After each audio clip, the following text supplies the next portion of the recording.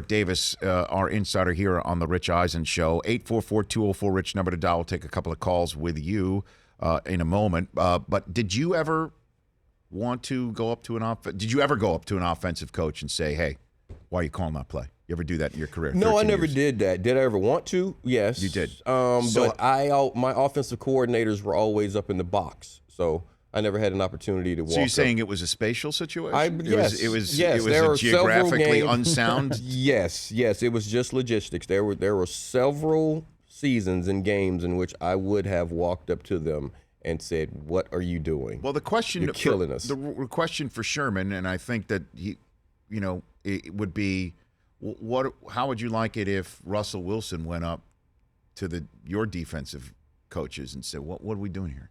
What are we doing here? Why are we letting my compadre on the other side of the ball stand there and pick us apart in our scheme that everybody knows because we only play one style of defense?" What about that? How would he take that? He would be bothered by it, but I also have a feeling that they would all look at it and say, "Look, they're calling us out. Let's play better." I really do. I believe that. I just think that's the difference, and maybe this is because I'm a defensive player or was a defensive player. People will say that, but there's a different mentality from the offensive side of the ball to the defensive side of the ball. You know that. It's a different mentality. I know that. And I don't think it would have been taken. It wouldn't have been taken as a slight. It would have been taken as a call to action. Like, look, guys, they're saying we're killing them. We got to do something. We have to help. And how about this? I mean, when it happened at Super Bowl 49, we all talked about what Carroll did, what he didn't do, and what Belichick would have been roasted for had that not happened, et cetera, et cetera. And we were all saying, well, boy, the Seahawks, it's going to take a long time to get over this. Mm-hmm. This is confirmation they still haven't gotten over it. Correct? Would that be a safe assumption? Yes, but they're never going to get over that. Week 15.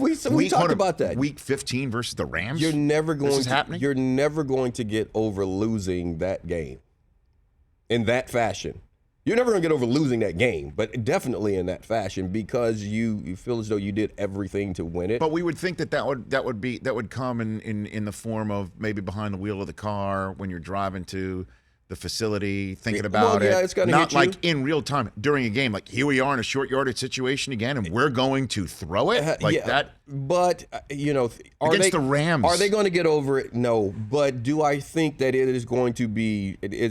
Are they going to live it? Is it going to be a daily play-by-play thing? No. There will be circumstances like that. There will be short yardage circumstances in games leading, from now on, as long as there are members on this team that were a part of that team. I don't think it's that intensive to where it goes back to that moment.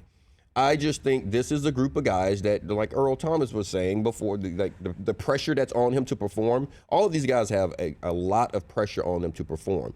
They've put that on themselves. They like living under that. But pressure will burst a pipe, and it's going to show. These guys are expected. They are expected outwardly and internally to win a championship. Every year they're going out not to have a good season, not to make the playoffs, not to win the division. They're expecting to win the championship, and it's going to boil over sometime. The Rich Eisen Show, weekdays at noon Eastern on Audience.